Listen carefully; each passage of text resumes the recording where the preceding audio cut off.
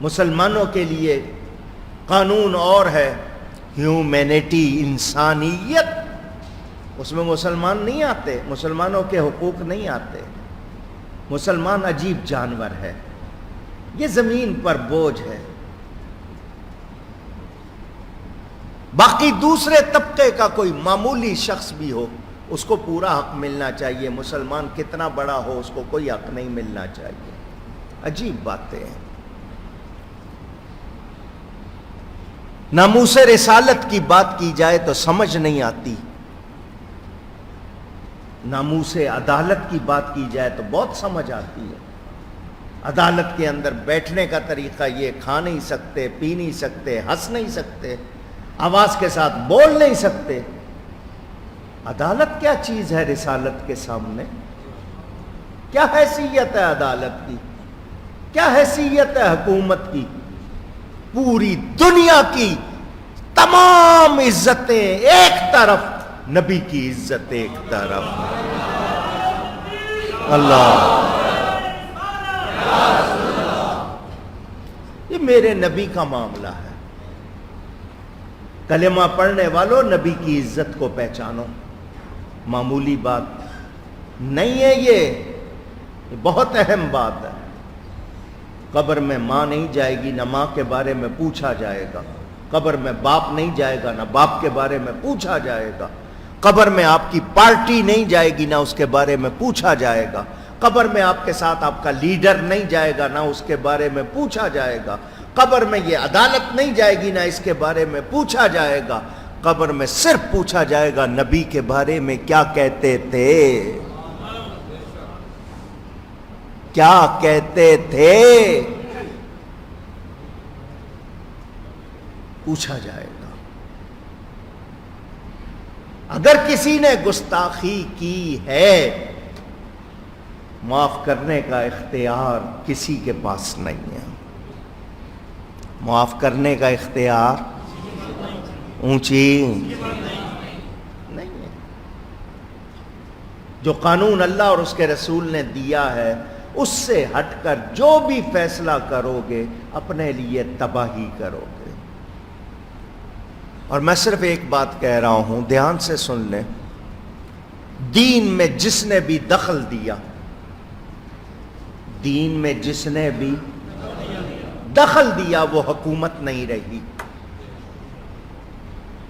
اور جس نے بھی نبوت کے باب میں ذرا سی بھی کوتاہی کی، اس کی عزت نہیں رہی۔ کتنے نام لوں آپ کے سامنے تاریخ؟ کچھ لوگ کرسی پکڑ کے کہتے تھے یہ کرسی بڑی مضبوط ہے، رہی؟ پوچھ رہا ہوں۔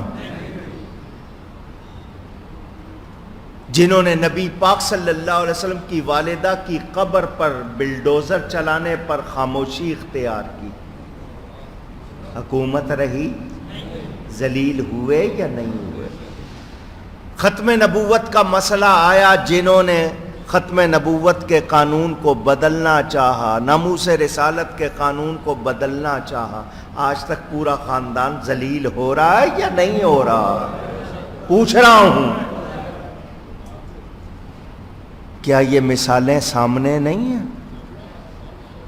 ہاں، پاکستان کے قانون کے مطابق ممتاز قادری کا فیصلہ ہوا، پاکستان کے قانون کا، اسلامی نہیں، پاکستان کے قانون کے مطابق فیصلہ ہوا، پھانسی چڑھا دیا، بڑی عزت سے گیا، وہ چڑھ گیا پھانسی، مگر اگلے دن اللہ نے 60 لاکھ بندے اس کے جنازے میں بھیج دیے۔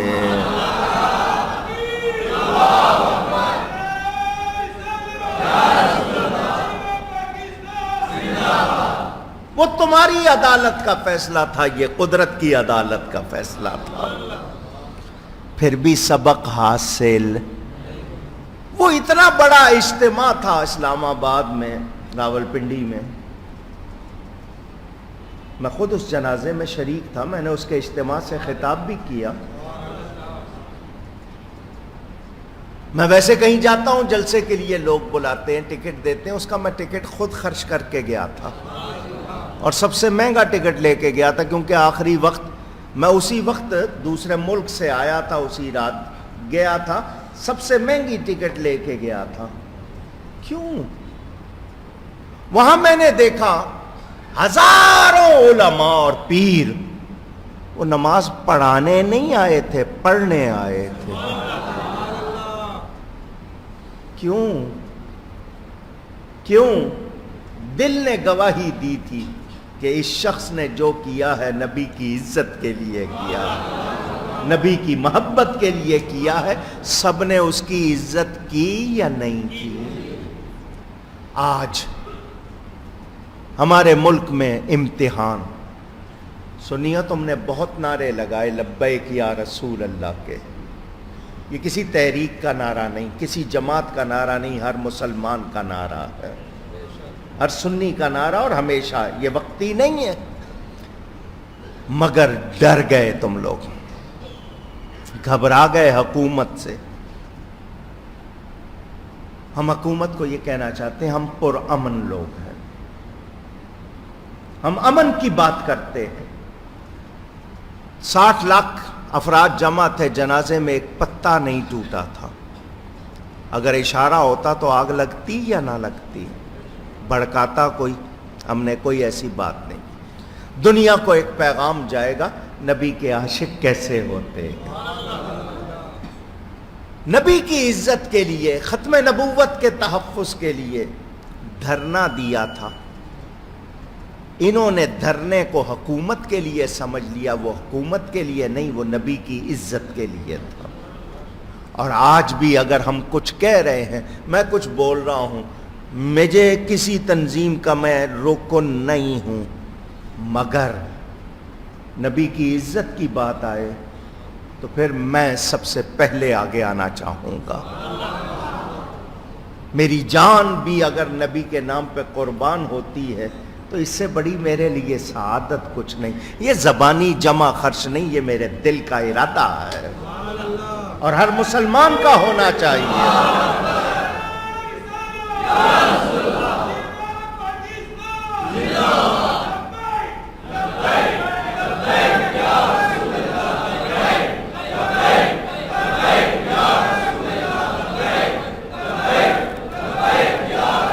سنیں، آج ہمارا امتحان ہو رہا ہے۔ 20,000 کچھ کہہ رہے ہیں، کچھ 25,000 کہہ رہے ہیں، جتنے بھی، واللہ عالم، علماء، کارکنان، پیر گرفتار ہیں۔ ان سے کہا جا رہا ہے معافی مانگ لو، رہائی لے لو۔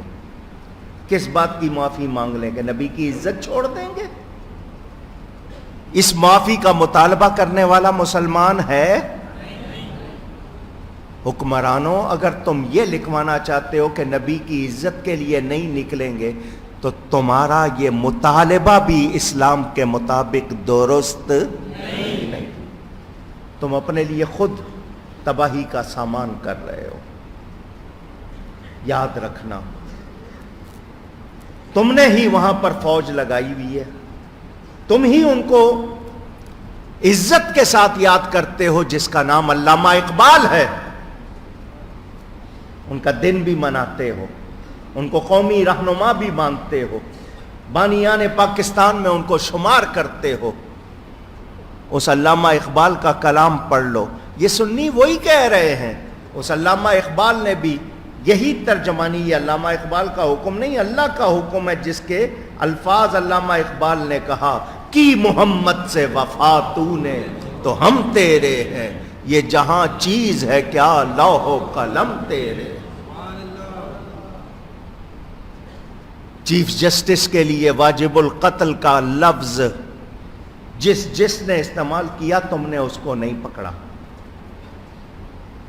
سنیوں کو صرف گرفتار کیا ہے، نبی کے غلاموں کو تم نے پکڑا ہے۔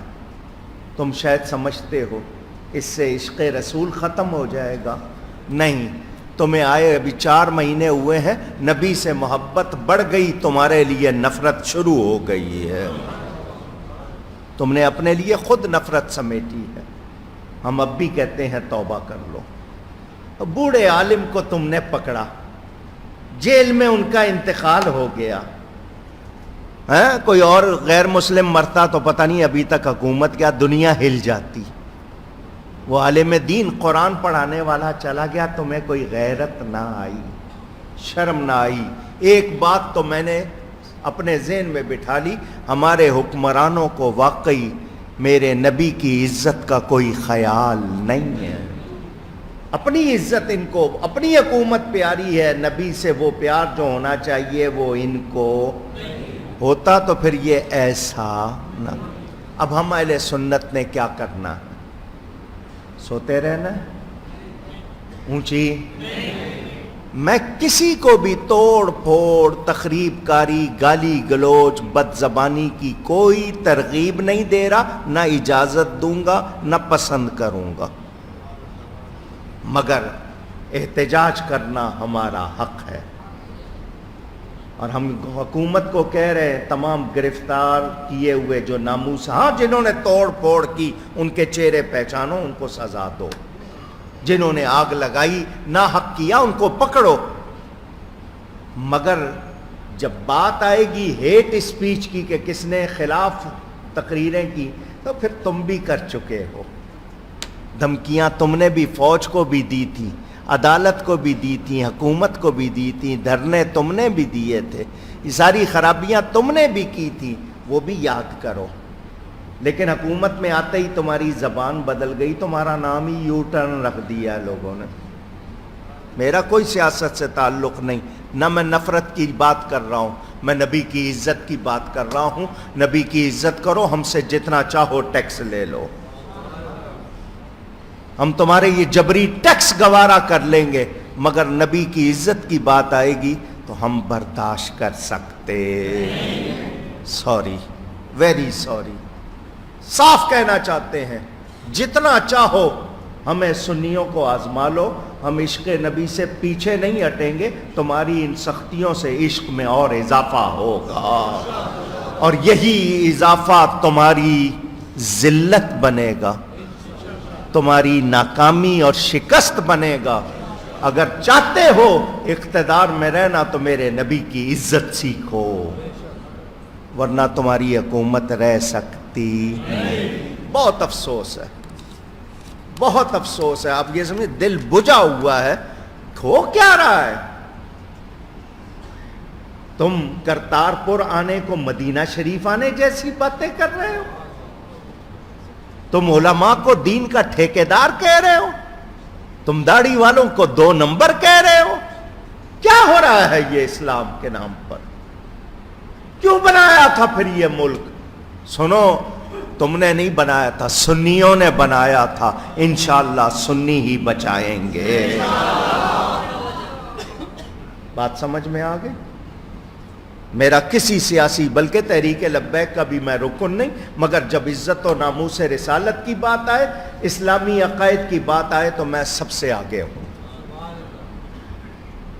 इस हवाले से कोई सुन्नी पीछे नहीं हटेगा। फेसबुक भर दो नबी की इज्जत के पैगाम से, एहतजाज के नाम से फेसबुक भी भर दो, ट्विटर भी भर दो, पोस्टर भी लगा दो, घर घर झंडा लगा दो, और दुनिया को बता दो नामूस रिसालत पर कोई समझौता हो सकता नहीं। और हुकूमत अगर इज्जत चाहती है फौरन रिहा करे। तुम नबी की नामूस पर पहरा देने वालों को दहशतगर्द कह रहे हो, बागी कह रहे हो। शर्म आनी चाहिए, डूब मरना चाहिए जो तुम किसी मुसलमान पर ऐसे इल्जाम लगा रहे हो। और कौन मुसलमान जो सिर्फ नबी की इज्जत की बात करे? हाँ, जिसने किसी ने गलत बात की है उसको सजा दो। नबी की इज्जत की बात करना अगर जुर्म है तो यह जुर्म हम सुबह शाम दिन रात जिंदगी भर करते हैं, करते रहेंगे। अल्लाह ताला अहले सुन्नत की मदद फरमाए। मुझे बहुत दर्द था, मैंने आपसे थोड़ा सा दर्द बांटा है। मेरा दिल कितना बुझा हुआ है मैं आपको बता नहीं सकता। लेकिन सुनियो, तुम्हारे इम्तिहान का वक्त है। इस वक्त साबित कदम रहना, हुकूमत के सामने झुकना नहीं है। अगर नबी की इज्जत के लिए हो, हम किसी शख्स की बात नहीं कर रहे, हम सिर्फ नबी की इज्जत की बात कर रहे हैं। اور اس معاملے میں کوئی سمجھوتا نہیں ہوگا.